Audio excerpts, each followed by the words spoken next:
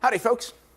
What I want to do in this brief video is I want to show you how to do a graphical solution in one variable. And what I mean by graphical solution in one variable is, let's say that you have a linear equation that goes perhaps 4x plus 1 is equal to 9, let's say, and we solve this linear equation, so we'll subtract 1 and we'll get 4x equals 8, divide by 4 on both sides, and we get x equals 2.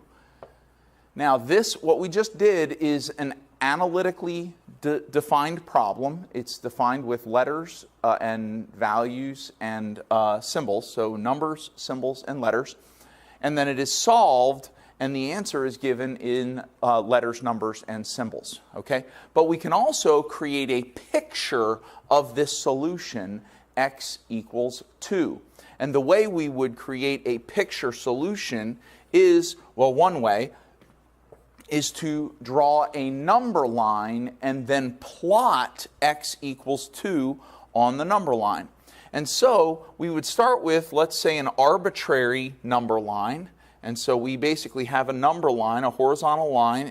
Number lines can be vertical, they can be diagonal, they can be horizontal. We typically in math deal in horizontal and vertical. When we have one number line, most of the time, at least as far as I've seen, it's represented as a horizontal number line. Now it's arbitrary, even though it has hash marks. The hash marks have not been identified by specific numbers. So what we can do is we have the freedom to go in and put numbers on these hash marks. So let's say I'll put -1 here and 0, then 1, 2, 3, 4, 5, and 6. Now I have identified what portion of the number line we're using. Now, this particular horizontal line, we're dealing in the variable x, so that I can put an x over here to indicate that that number line is the number line for x. And now, since x is equal to 2, if I want to identify that point on this number line, I'd go over here to the 2, and I would just simply put a dot. And that is a graphical solution in one variable, the one variable x. So the solution to this equation is x equals 2, and I just put a dot at the 2. Okay? You might be thinking it can't possibly be that simple. It really is that simple. Let's do one or two more that are kind of like that. Okay? All right. Let's get this here. Let's say now that I have the equation y plus 3 is equal to 7, and I want to solve this linear equation for the value of y, so I'll subtract 3 from both sides, and I get y is equal to 4. Okay? Now I want to graph my solution, so this number line is going to be the line y. I've got hash marks on here, or I'll put hash marks on here. And let's say that I have 2, 3, 4, 5, and 6. So this is a portion of the number line for the variable y. My solution is y equals 4, so I will just put a dot at 4, and this is now a graphical solution to my analytical analytical equation. Okay?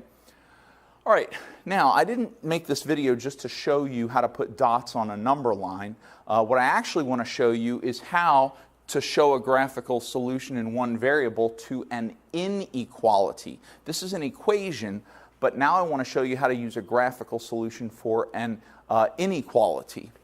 Let me show you what I mean by that. Let's say that I were to solve an algebraic inequality, and let's say that I come up with the answer that t is greater than 5. So I come up with an answer t is greater than 5. Well, this t is greater than 5, instead of just being equal to 5, it's all of the numbers that are larger than 5. So that includes 5.01, 5.02, it includes 6, 7, 8, it includes 100, it includes 1,000,000. So I have to basically represent all of the numbers larger than 5 in a graph. So we're going to draw a number line. I'm going to put some hash marks on here. Arbitrary number line here.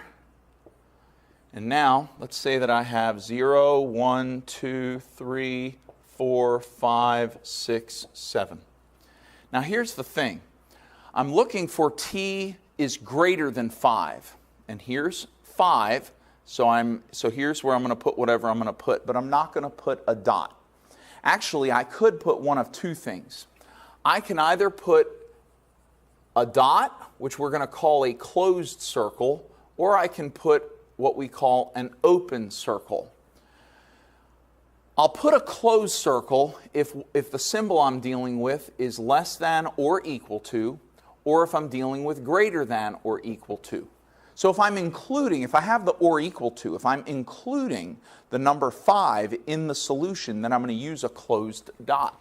However, if I'm dealing in less than, just the less than symbol, or just the greater than symbol, then in that case I will use an open circle. The open circle basically indicates that we are including numbers but not the one where we're starting. Okay?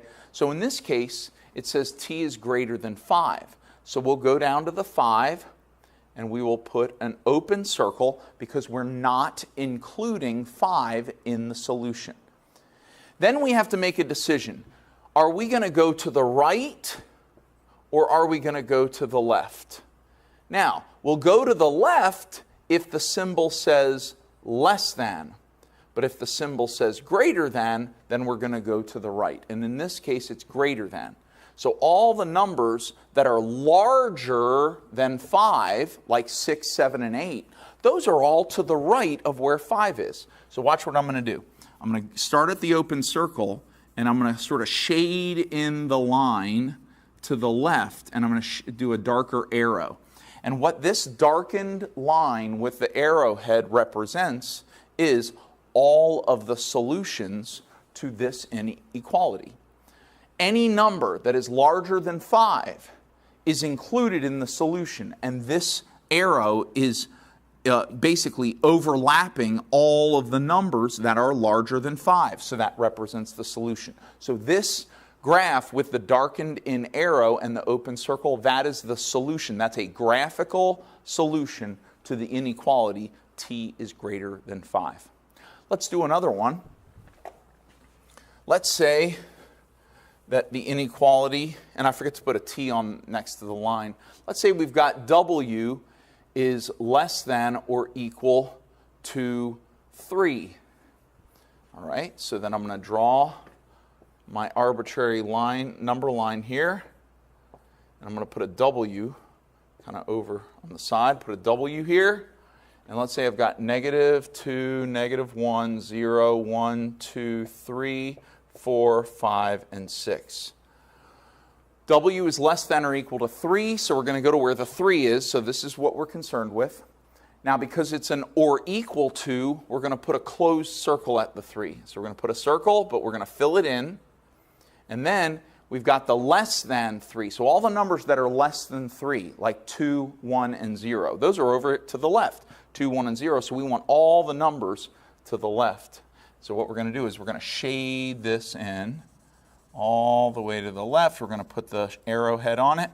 And there we go. We have a graphical solution to w is less than or equal to 3. And because it's or equal to, we have the closed-in circle.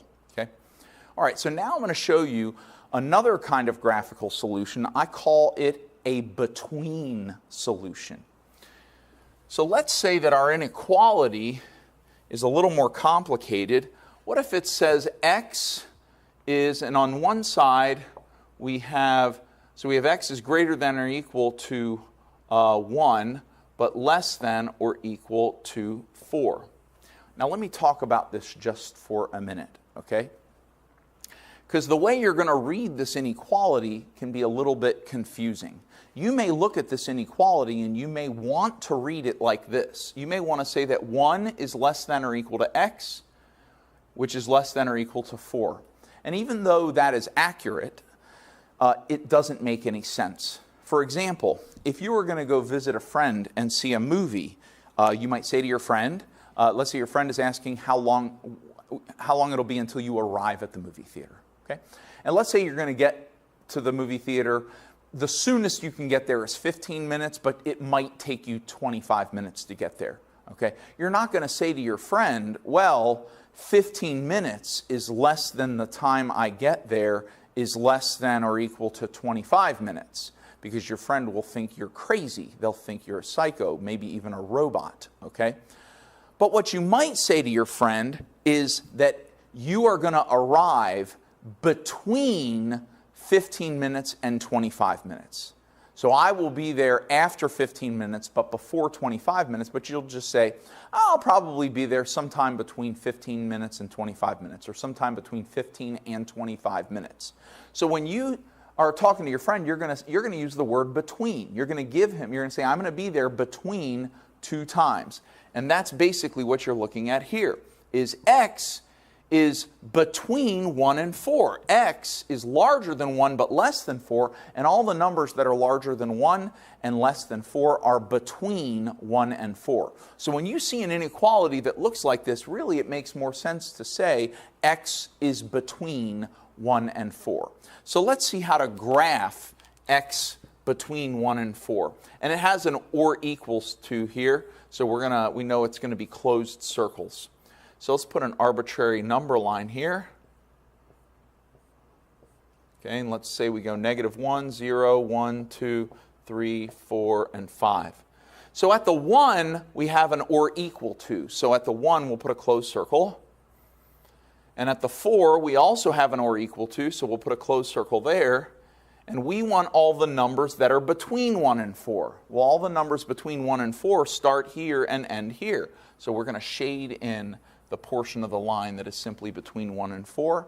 And what you're looking at here is a graphical solution to that inequality. Okay? I'm going to show you one more kind of inequality that you might graph. Let's say that you, after solving something, you come up with this, that x is less than 3, but also x is greater than or equal to 5. Less than 3, but greater than or equal to 5. And so, let's go ahead and draw our arbitrary number line.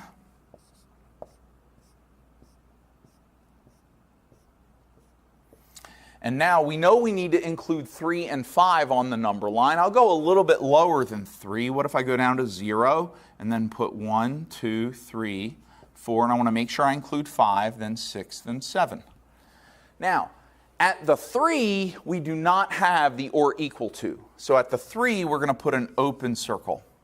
But at the 5, we do have the or equal to, so we're going to go to the 5 and we're going to put in a closed circle. Now, and this solution is for the variable x.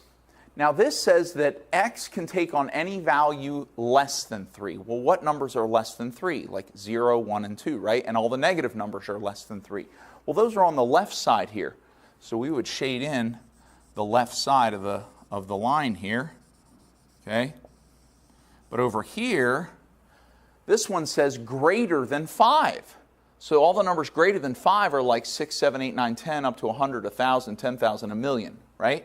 So those are on the right side here. So we're going to shade the right side. And what you'll see here is that there are two different shaded regions, and what we now have is a small region that is not shaded. And so this solution is basically showing you that as long as you pick any number in the shaded regions, those will fulfill this. See, this is saying that x is less than 3, x is greater than or equal to 5. You might say there's no numbers that are less than 3 and greater than or equal to 5. Well, what this is really saying is that x can be less than 3 and x can be greater than or equal to 5. Okay? So the only thing that x cannot be is 3 or any number from 3 leading up to 5. So x cannot be 3, can't be 3.5, can't be 4, can't be 4.5, can't be 4.99999, okay? So that is basically how you graph a solution in one variable.